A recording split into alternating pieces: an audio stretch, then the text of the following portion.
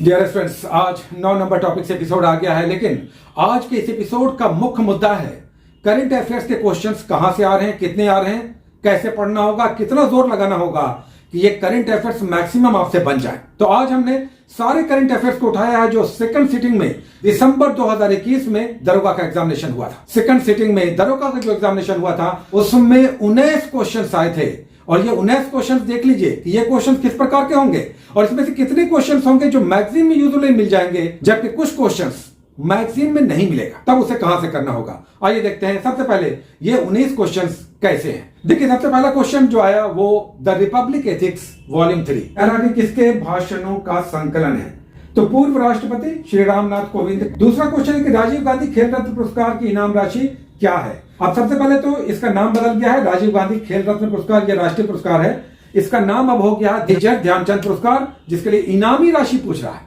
यह नहीं पूछ रहा कि किसे दिया गया। खेल के क्षेत्र का सबसे बड़ा खेल रत्न पुरस्कार है जिसकी इनामी राशि 25 लाख है। यहां पर नाम नहीं पूछा, राशि पूछ दिया, तो समझ लीजिए। उसके बाद देखिए तीसरा क्वेश्चन है कि भारत द्वारा CMS-01 नाम का संचार सैटेलाइट छोड़ा गया है, यह किसका प्रतिस्थापन है। तो इस बात को याद रखिएगा कि सैटेलाइट प्रक्षेपण पर यानी इसरो और DRDO पर प्रश्न आते ही आते हैं। डेविस कप किस खेल से संबंधित है। अब टेनिस का ये राष्ट्रों के बीच खेला जाने वाला सबसे बड़ा कप है डेविस कप। उसके बाद देखिए एक बड़ा क्वेश्चन आ गया, यही क्वेश्चन मैगजीन में आपको नहीं दिखाई देगा, ये सब अखबारों का हेडलाइन होता है। जूलॉजिकल सर्वे ऑफ इंडिया के हालिया प्रकाशन में निम्न जगह पर पक्षियों की 428 प्रजातियों के बारे में चर्चा की गई है।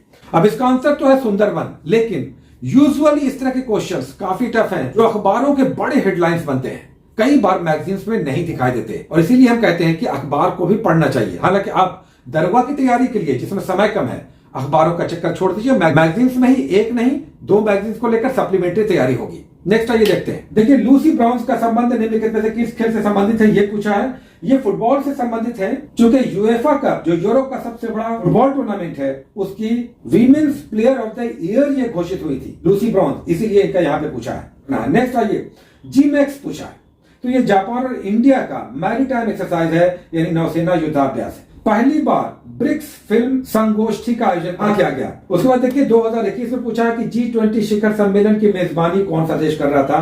तो शिखर सम्मेलनों पर क्वेश्चन आते हैं, यह आसान क्वेश्चन था। ये सारा क्वेश्चन 2021 का इसलिए पूछ रहा है कि एग्जामिनेशन 2021 में दिसंबर में हुआ था। नेक्स्ट देखिए, राजस्थानी भाषा में लघु कहानी का शीर्षक जिसे साहित्य अकादमी पुरस्कार मिला है क्या है।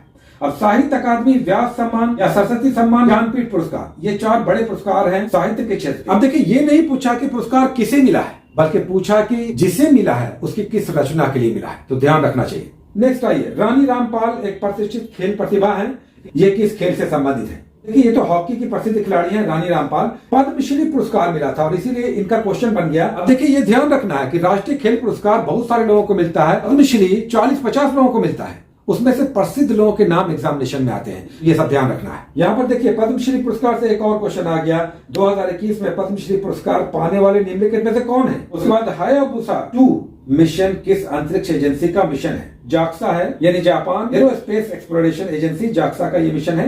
अंतरिक्ष से या मिसाइल प्रौद्योगिकी से संबंधित प्रश्न आते रहते हैं। उसके बाद देखिए नेक्स्ट पूछ दिया 2021 का शांति पुरस्कार, नोबेल पुरस्कार, ये सब तो बहुत बड़ा पुरस्कार है इसलिए ये सब सभी मैगजीन से मिल जाता है, ये आसान क्वेश्चन था।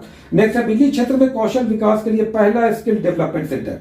अब पहला स्किल डेवलपमेंट सेंटर है तो ये एग्जामिनेशन में क्वेश्चन बन गया। अब इस तरह के क्वेश्चंस भी यूजुअली कई बार मैगजीन में दिखाई नहीं देते हैं, ये सब करंट के अखबारों में दिखाई देते हैं। एक और देखिए फिल्म फेयर वेरी इंपॉर्टेंट है, राष्ट्रीय फिल्म पुरस्कार और फिल्म फेयर पुरस्कार, इस पर तो हमें ध्यान रखना ही है। लेकिन यहाँ पर बेस्ट एक्टर, बेस्ट फिल्म या बेस्ट एक्ट्रेस नहीं पूछा, बल्कि पूछा कि सर्वश्रेष्ठ निर्देशक का डायरेक्टर पुरस्कार किसे मिला। एक देखिए यूनाइटेड नेशंस पर यूजुअली क्वेश्चन आता रहता है, किस दशक को यानी किस दिवस या किस मंथ को नहीं, किस साल को नहीं, किस दशक को यूनाइटेड नेशंस ने डिकेड ऑफ हेल्थी एजिंग घोषित किया।